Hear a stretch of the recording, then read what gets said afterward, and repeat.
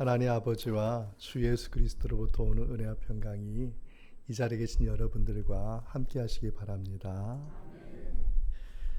요즘 날씨가 참 좋죠. 네, 대답을 안 하시는데 더워요. 네. 날씨가 좋을 때도 있고 안 좋을 때도 있고 또 어느 날에는 하루에 오락가락 할 때도 있고 그렇습니다. 저는 요즘 하늘 보면서 비가 언제 내리나 그것만 기다리고 있습니다. 저희 교회 주변에 꽃을 많이 심어놔가지고 네, 꽃들이 비를 잘 맞아야지 잘 자라니까 비가 언제 내리나 하면서 농사의 심정을, 농사를 짓는 농부의 심정을 배워가고 있습니다. 농부는 씨를 심고 꽃이 피고 열매 맺기를 바라고 있죠. 그리고 필수적으로 비가 내려야지 그 열매를 맺을 수가 있습니다. 농부의 관심은 그럼에도 불구하고 심어놓은 농작물에 있습니다. 때를 따라 비를 잘 맞아서 잘 자라기를 바랄 뿐이죠. 이와 같이 우리는 하나님께서 이 땅에 심어놓은 하나님의 자녀입니다. 당연히 하나님의 관심은 어디 있을까요? 저와 여러분에게 있습니다. 하나님의 사랑도 저와 여러분에게 있습니다. 비록 우리들이 죄 가운데 있을지라도 하나님은 우리를 향한 관심과 사랑을 한 번도 바꾸신 적이 없다는 것이죠. 로마서 5장 8절의 말씀인데요. 우리 함께 읽어보겠습니다. 우리가 아직 죄인 되었을 때 그리스도께서 우리를 위하여 죽으심으로 하나님께서 우리에 대한 자기의 사랑을 확증하셨느니라. 아멘. 이 시간 우리 옆에 있는 분에게 이런 말을 전해봅시다. 하나님께서 당신에게 매우 관심을 갖고 있습니다. 하나님께서 당신에게 매우 관심을 갖고 있습니다. 한 번 더 우리 말을 전해보겠습니다. 하나님께서 당신을 매우 사랑하십니다. 그래서 당신을 매우 사랑하십니다. 오늘 본문을 통해서 하나님이 이 세상을 향한 관심은 어떤 것인지, 그리고 우리들이 어떤 삶으로 자라가야 할지를 본문을 통해서 살펴보고자 합니다. 첫째로 볼 말씀은 본문의 36절 말씀입니다. 함께 읽겠습니다. 무리를 보시고 불쌍히 여기시니 이는 그들이 목자 없는 양과 같이 고생하며 기진함이라. 아멘. 우리는 이 말씀 속에서 주님께서 우리를 어떤 마음으로 살펴보시는지를 잘 느낄 수가 있습니다. 왜 예수님은 무리를 보시고 목자 없는 양과 같이 그렇게 느끼셨을까? 당신은 예수님께서 갈릴리 바다를 중심으로 두 번째 전도 사역을 하실 때였습니다. 이제 두 번째가 되니까 예수님에 대한 소문이 너무나 널리 퍼진 거예요. 그래서 많은 사람들이 예수님에게 다가왔습니다. 예수님이 얼마나 바쁜 일정을 보냈는지 본문 앞에 보면은 잘 설명이 나와 있습니다. 본문 앞에 말씀을 보면은 두 명의 맹인이 나오게 됩니다. 맹인이 예수님께 와서 다윗의 자손이여 우리를 불쌍히 여기소서 이렇게 예수님을 찬미하면서 병을 고쳐주기를 바랬던 것이죠. 근데 예수님이 그때 마태의 집에 초청을 받을 때였습니다. 그러니까 집에 가기 바쁜 거예요. 바로 앞에 집인데 지금 둘 맹인이 지금 고쳐달라고 하니까 지금 예수님 마음은 여기 안에 들어가기를 지금 바라는데 붙잡고 있으니까 어쩔 수 없이 지금 문 앞에서 문 열고 들어갔어요. 두 맹인이 어떻게 했을까요? 따라 들어갔어요. 남의 집을 초청도 안 받았는데 예수님께서 그들의 믿음을 보시고 그들의 병을 고쳐주셨습니다.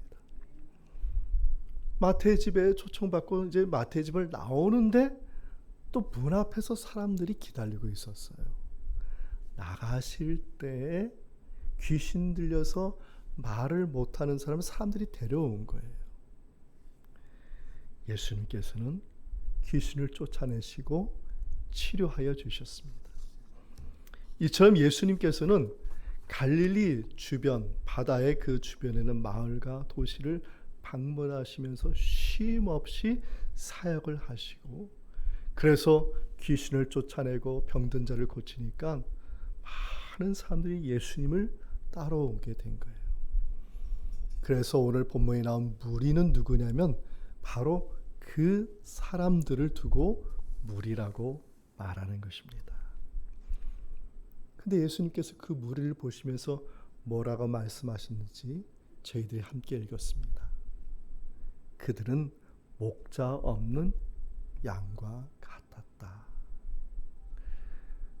여러분, 양에게 목자가 없다는 것은 무슨 말이냐면 죽은 것과 같다, 이런 말과 같습니다. 왜냐하면 목자가 없으면은 짐승들이 어디든지 나타나서 양을 낚아채기 때문입니다. 그럼 예수님이 지금 그 사람들을 보면서 뭐라고 했냐면 지금 죽은 것과 같다, 이렇게 된 거예요. 또 본문에 또 저희들이 읽었지만 기진하였다, 이렇게 되어 있는데 이 기진하였다는 말은 원어의 뜻은 내버렸다, 이런 뜻입니다. 내버렸다. 당시에 거리에는 거지와 나그나와 병자들이 길바닥에 그렇게 많이 있었다. 그 사람들이 예수님을 쫓아온 거예요. 기진하였다는 말은 내버렸다. 사람들이 내버렸다는 거예요. 당시에 로마 제국의 세계를 통치하면서 그 통치 방법이 각 나라에서 세금을 거두어서 로마라는 전체의 제국을 운영을 하였습니다. 역시 가나안 땅도 마찬가지로 로마가 통치해서 세금을 받아내잖아요. 그래서 세금을 받아내기 위해서 세리장이 있고 세리가 있어요. 그럼 이 사람들이 세금을 거두어서 로마에 바치는 겁니다. 거기에서 끝나는 게 아니라 그 나라의 세금도 내야 되는 거예요. 그 나라에는 명목상의 왕들이 있었기 때문에 그 왕은 또 그 나라를 운영하기 위해서 세금을 또 걷어들이는 것이죠. 근데 그 중간에는 세리와 세리장이 나쁜 짓을 하는 겁니다. 자기의 부를 착복하기 위해서 정해진 세금만 걷어들이는 게 아니라 더 많은 세금을 2중 3중으로 걷어들이니까 사람들이 세금 낼 돈도 없으니까 나그네가 되고 길거리에 던져지는 것입니다. 그들을 보면서 예수님이 어떤 마음을 들였습니까? 불쌍히 여기셨다. 이 불쌍히 여기셨다는 말은 그 원어는 창자라는 뜻이래요. 우리 이제 배에 창자가 있잖아요, 속에. 그러니까 불쌍히 여기셨다는 것은 뭐냐면 그 창자가 끊어지는 아픔을 느끼셨다, 이런 뜻입니다. 여러분, 배에 창자가 꼬이면은 얼마나 아픕니까? 그 정도로 아파하셨다는 겁니다. 왜 아파하셨을까요? 여기에 우리는 질문을 던져야 됩니다. 왜 목자 없는 양이라고 했을까요? 물론 환경과 여건을 보면 그런 뜻도 이해하지만은 지금 예수님이 영적으로 지금 얘기하시는 것입니다. 그들에게 있어야 될 것이 없는 겁니다. 그래서 주목할 말씀이 35절의 말씀입니다.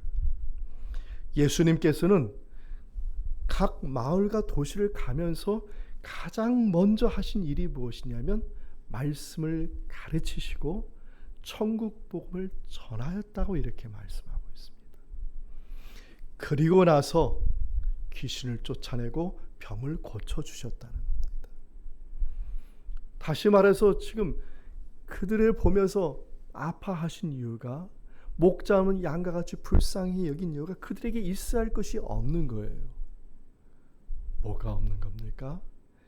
하나님의 말씀. 하나님의 말씀을 먹어야 되는데 하나님의 말씀을 먹지 않은 겁니다.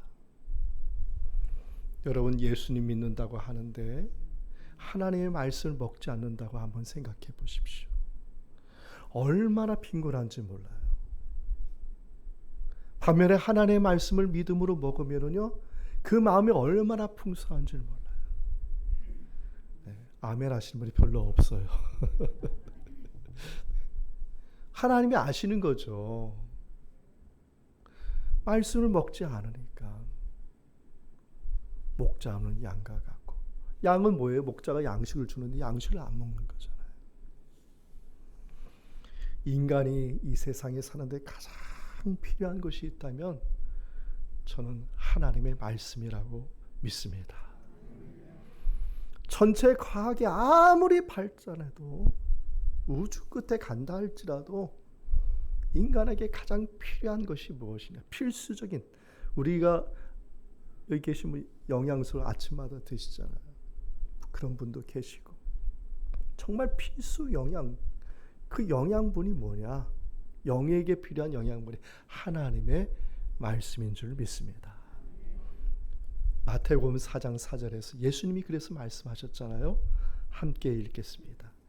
예수께서 대답하여 이르시되 기록되었을 때 사람이 떡으로만 살 것이 아니요 하나님의 입으로부터 나오는 모든 말씀으로 살 것이라 하였느니라 하시니. 아멘. 성도 여러분, 하나님께서 우리의 마음을 살피십니다. 하나님이 여러분의 마음을 살피실 때 정말 빈곤하지 않고 하나님의 말씀으로 풍성하기를 주님의 이름으로 축원드립니다. 그 말씀으로 인해서 여러분의 영과 혼과 육이 강건해지고 영혼이 잘된 같이 범사가 잘되는 은총이 함께하기를 바랍니다. 그러면 주님이 말씀을 먹여주실 때는 목적이 있어요. 그냥 먹이지 않아요. 어떤 사람이 되기를 원해요. 오늘 본문에는 그 어떤 사람에 대한 얘기를 나오는데요. 둘째로 볼 말씀이 본문 37절과 38절 말씀입니다. 함께 읽겠습니다. 이에 제자들에게 이르시되 추수할 것은 많되 일꾼이 적으니 그러므로 추수하는 주인에게 청하여 추수할 일꾼들을 보내주소서 하라 하시니라. 아멘. 추수할 일꾼에 대해서 말하고 있습니다. 예수님은 목자 없는 양과 같은 무리들에게 정말 불쌍히 여기시면서 제자들에게 말한 것이죠. 추수할 것은 많지만 일꾼이 적다고 하였습니다. 추수란 말 여러분 아시죠? 곡식을 거둬들이는 것을 추수라고 합니다. 땅에 씨를 심고 그 씨가 자라나서 열매를 맺으면 추수할 때가 된 겁니다. 벼와 보리의 알이 여물면 단단해지면 추수할 때가 된 것이죠. 과실나무의 열매가 맺히면 추수할 때가 된 것입니다. 예수님이 말씀하신 의미는 바로 이런 의미입니다.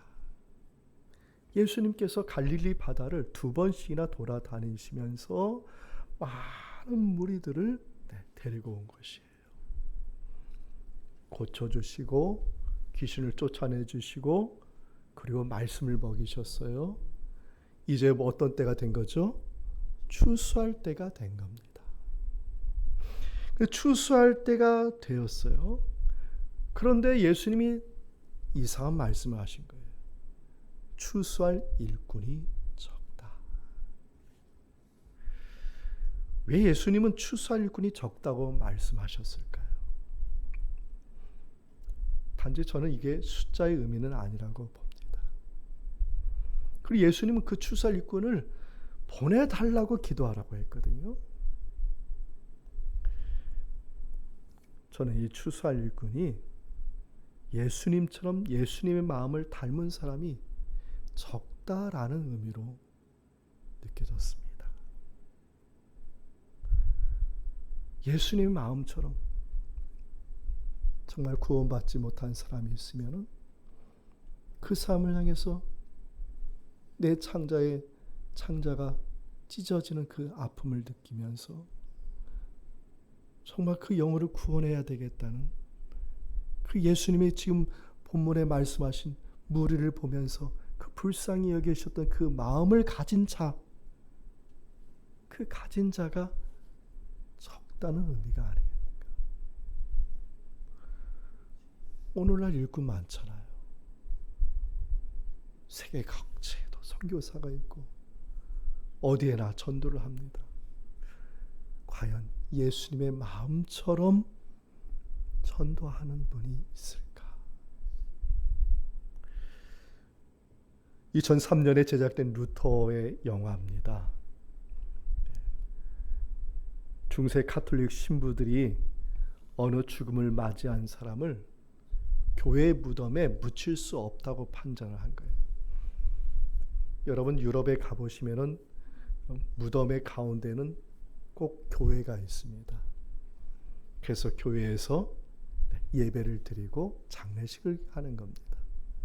이 옛날부터 정통적으로 있었던 거예요. 그래서 과거 중세 시대에는 그 교회의 무덤에 묻히는 것이 마지막 복이라고 생각을 한 것입니다. 그런데 이 사람은 묻힐 수 없다는 거예요. 이유가 뭐냐? 죄를 지었기 때문이라는 겁니다. 죄를 지었으면 지옥에 떨어질 거기 때문에 교회의 무덤에 묻힐 자격이 없다. 그 자리에 마틴 루터가 있었습니다. 루터는 그 시신을 안고 교회 무덤 안으로 들어가서 그 시신을 묻어주었습니다. 사람들이 이상하게 봤던 것이죠. 루터는 왜 그 시신을 안고 교회 무덤에 묻어줬을까? 하나님이 어떤 분인가를 본 것입니다. 하나님은 고통 속에 있는 사람이라 할지라도, 죄 가운데 있는 사람이라 할지라도, 비록 어떤 상황이랄지라도 비난하지 아니하시고 품어주시는 분이 하나님이시다. 할렐루야. 저는 가장 불쌍한 사람이 죄 짓고 죽는 사람 아닌가. 만약에 여러분 자녀가 있는데요, 똑바로 살지 않았어요. 그런데 이러한 상황에 대해 여러분 마음이 더 아프실 거예요. 하나님은 더 아프신 거죠. 루터는 그걸 본 거예요. 하나님의 그 마음으로 그 시신을 안고 무덤에 묻게 한 것입니다. 정말 여러분, 하나님의 마음이 여러분 마음에 있어야 돼요. 그래서 빌립보서 2장 5절과 8절에서 보면 그 예수의 마음을 품으라고 말하고 있지 않습니까? 우리 말씀을 우리 함께 읽어보겠습니다. 너희 안에 이 마음을 품으라. 곧 그리스도 예수의 마음이 그는 근본 하나님의 본체시나 하나님과 동등됨을 취할 것을 여기지 아니하시고 오히려 자기를 비워 종의 형체를 가지사 사람들과 같이 되셨고 사람의 모양으로 나타나사 자기를 낮추시고 죽기까지 복종하셨으니 그 십자가에 죽으심이라. 아멘. 왜 하늘 보좌를 버리시고 십자가에서 죽으셔야 했을까? 다른 거 없죠. 주님의 마음이 그렇습니다. 우리는 그런 마음을 품고 살아야 되는 것이죠. 이 시간 성령께서 말씀 가운데 우리 가운데 임하셔서 우리 모두가 주님의 마음을 본받는 사람이 되게 하시기를 바랍니다. 예수님께서 추수할 일꾼이 적다고 하신 의미가 이런 의미인 것입니다. 오늘날 전도도 힘들고 선교도 힘들다고 합니다. 맞습니다. 그런데 왜 그럴까요? 정말 왜 그럴까요?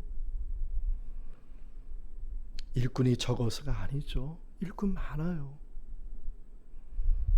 주님의 마음을 본받는 일꾼이 적은 것이죠. 주님의 마음을 본받아서 오늘 주일에 세상에 나가실 때 그 마음을 여러 마음에 담지하시고 세상에 나가시기를 주님의 이름으로 축원드립니다. 그러면 주님의 마음을 본받는 제자들은 어떤 일을 하는 것일까?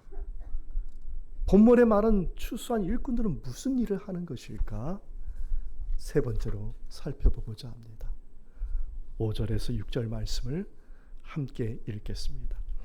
예수께서 이 12를 내보내시며 명하여 이르시되 이방인의 길로도 가지 말고 사마리아인의 고을에도 들어가지 말고 오히려 이스라엘 집에 잃어버린 양에게로 가라.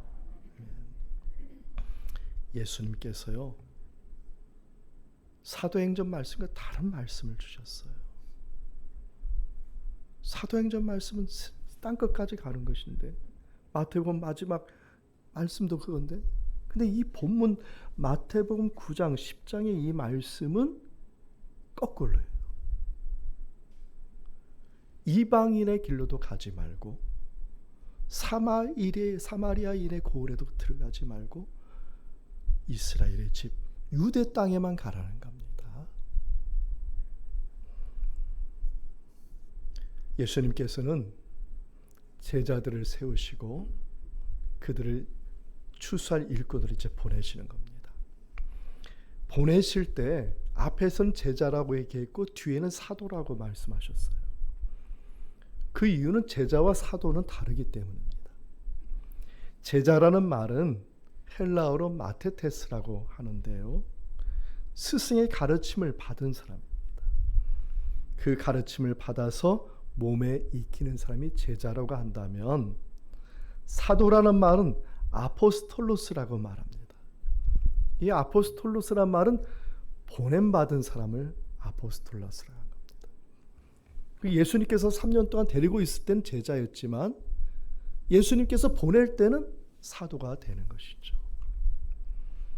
그런데 그 사도들에게 오늘 본문에는 그들이 추수할 일꾼들인데 그들에게 권능을 주셨다. 엑수시아라고 말합니다. 이 말은 뭐냐 하면 권위와 통치권을 주셨다는 말입니다. 로마가 세계를 지배했잖아요. 그럼 세계를 지배할 때 어떻게 했냐면 각 지역마다 각 세계의 나라마다 총독을 보낸 거예요. 그 총독을 보낼 때 그냥 보낸 게 아니라 황제의 권위로 보내는 겁니다. 황제의 권위로. 그 황제의 권위로 가서 그 총독을 뭐라는 거예요? 총독의 직분을 수행하는 것이죠. 총독의 직분이요. 오늘 본문에서 예수님께서 이 제자들에게, 사도들에게 귀신을 쫓아내며 병든 자를 고치는 권위를 주셨다는 것은 귀신을 쫓아내고 병든 자를 고치라, 이게 이런 말도 있겠지만 이 정도의 큰 권위를 너에게 줬다는 거예요. 어떤 거예요? 하나님의 권위를 너에게 줬다는 거예요. 로마 제국에 파송받은 총독은 황제의 그 권위를 등에 지고 일을 수행하는 것이죠. 일이 얼마나 많아요? 수많은 일들을 하게 되듯이 사도들도, 추수한 일꾼들도 권위를 받아서 그 권위에 힘이 입어서 바로 그 직분을 감당하는데, 저는 그 직분이 무엇인지에 대해서 말씀드리고자 하는 것입니다. 사도들에게 준 직분은 무엇인가? 추수할 일꾼들에게 주신 직분은 무엇인가? 고린도후서 5장 8절의 말씀입니다. 함께 읽어보겠습니다. 모든 것이 하나님께로서 났으며 그가 그리스도로 말미암아 우리를 자기와 화목하게 하시고 또 우리에게 화목하게 하는 직분을 주셨으니. 아멘. 추수할 일꾼 사도들이 할 일이 무엇이냐? 화목의 직분을 감당하는 것. 그들이 할 일이 무엇이냐? 화목하게 하는 거예요. 추수할 일꾼들이 할 일이 뭐냐? 화목하게 하는 거예요. 화목하게. 이게 일이에요. 이게 일. 그럼 추수할 일꾼들이 해야 할 첫 번째 화목이 무엇인지? 그 화목은 하나님과 화목하게 만드는 겁니다. 전도하는 것은 말씀 전하고 이게 아니라 하나님으로부터 떠났던 그들 하나님께로 돌아오게 하는 게 이게 화목이라는 거잖아요. 그냥 돌아오게 하는 게 아니에요. 하나님의 자녀의 자리에 앉게 하는 게 화목이라는 거예요. 그럼 추수한 일꾼들이 하는 일이 그거예요. 그 사람들을 다시 하나님께로 돌아오게 해서 하나님의 자녀의 자리에 앉게 하는 것이 이게 첫 번째 해야 할 화목의 직무라는 겁니다.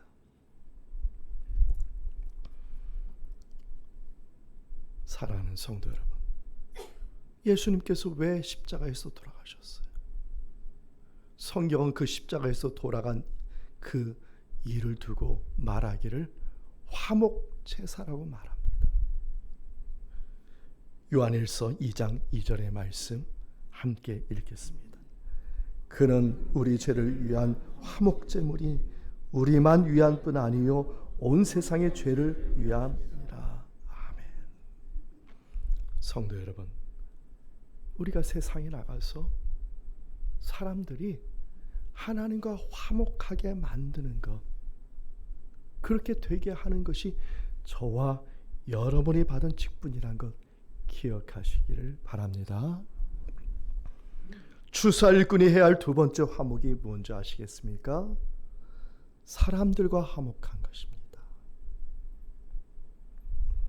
우리는 추수할 일꾼으로서 화목의 직분을 가지고 어디로 가야 되느냐? 사람들에게 가는 것입니다. 근데 그 사람들이 어디에 있는 사람이냐? 오늘 예수님께서 사도들을 파송하시면서 뭐라고 말씀하셨어요? 이방인의 길로 가지 말고 사마리아인의 고을에도 말고 오히려 이스라엘 집에 잃어버린 양에게로 가라.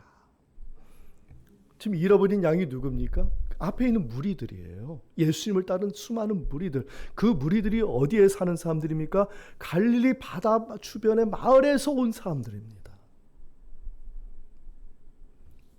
예수님의 제자들은 어디 출신이죠? 갈릴리 출신이에요. 예수님께서는 제자들을 어디로 보냈냐면 제자들의 삶의 자리로 보낸 거예요. 가라. 그리고 그 사람들과 화목하라는 거예요. 어떤 직분, 어떤 권위를 주셨어요? 화목의 직분과 화목의 권위를 주신 것입니다. 주님은 우리를 어디로 파송하신 줄 아시겠어요? 여러분이 계신 삶의 자리로 파송하셨어요. 그곳에서 우리가 해야 할 일이 무엇이겠죠? 화목의 직책입니다. 저는 저희 가정에 하나님께서 추수할 일꾼으로 보내주신 화목의 직책을 받은 사람이에요. 저는 저의 삶의 자리에서 무엇을 해야 되느냐, 가정에서 무엇을 해야 되느냐, 화목하게 만들어야 돼요. 화목하게. 그곳에 있는 사람들과 그곳에 있는 자녀들과 그곳에 있는 부인과 가족들과 화목을 만들어야 돼요. 이게 내가 해야 할 일인 것이죠. 여러분, 선교사들이 선교 나가면 뭐부터 하시는지 아시죠? 화목부터 합니다. 그 나라 싸움과 친하게 지납니다. 그 마을 사람과 교제를 합니다. 얼마 동안요? 10년 동안 해야지, 그 정도 해야지 저쪽 근동 지역에 있는 사람들, 그쪽에 있는 사람들 10년 정도 해야지 아, 친구 좀 됐다 이렇게 느낀다는 거예요. 20년쯤 해야지, 20년쯤 해야지 아, 이제 가족이 됐나 보다. 그때서야 그가 뭘 말을 하든 간에 믿는다는 겁니다. 여러분 가정에 가서 여러분 편하자고 사신다면 아니 될 말씀입니다. 여러분이 가정에서 해야 할, 여러분은 일터에 가서 해야 할 일이 뭔지 아시겠어요? 화목하게 하십시오. 화목하게 하십시오. 주님의 마음이 필요한 거예요. 왜? 듣기 싫은 소리도 들어야 되고, 보고 싶지 않은 것도 봐야 되고, 마음 상처도 있어요. 그런데 주님의 마음이 있어야 이것도 견딜 수 있는 거죠. 영국이 인도를 통치하고 있을 때의 일입니다. 영국의 선교사가 간디를 찾아가서 어떻게 하면 인도에서 기독교가 뿌리를 내릴 수 있는지 질문했는데 간디가 3가지를 대답했다고 하잖아요. 첫째는 기독교인들이 예수 그리스도처럼 살면 됩니다. 예수 그리스도처럼 살면 되는 거예요. 둘째는 기독교의 가르침을 철저히 순종하면 됩니다. 말씀대로 살면 되는 거예요. 셋째는 사랑으로 사십시오. 사랑으로 사십시오. 전 참 진리라고 생각해요. 이렇게 살면 어느 곳에 있든지 화목하지 않을 수가 없는 겁니다. 마태복음 5장 16절 말씀이죠. 함께 읽겠습니다. 이같이 너희 빛이 사람 앞에 비치게 하여 그들로 너희 착한 행실을 보고 하늘에 계신 너희 아버지께 영광을 돌리게 하라. 아멘. 사랑하는 성도 여러분, 우리는 우리의 삶의 자리에 보냄받은 사도들이고 추수할 일꾼들입니다. 첫째로, 여러분의 삶의 자리로 가실 때 주님의 마음을 품고 가시기를 바랍니다. 그리고 그곳에 가셔서 가정의 삶의 자리, 직장의 삶의 자리, 일터의 삶의 자리, 어느 삶의 자리든지 화목을 만들어낼 수 있는 저와 여러분 되기를 바랍니다. 첫째는 하나님과의 화목이고 둘째는 사람들과의 화목입니다. 그래서 여러분이 있는 그 어느 곳이든지 주님의 은혜와 사랑과 평강이 풍성한 주님의 은혜가 함께하기를 주 예수 그리스도의 이름으로 축원합니다. 아멘. 이 말씀의 은총이 예수 그리스도 안에서 여러분의 마음과 생각을 지키시기 원합니다. 아멘.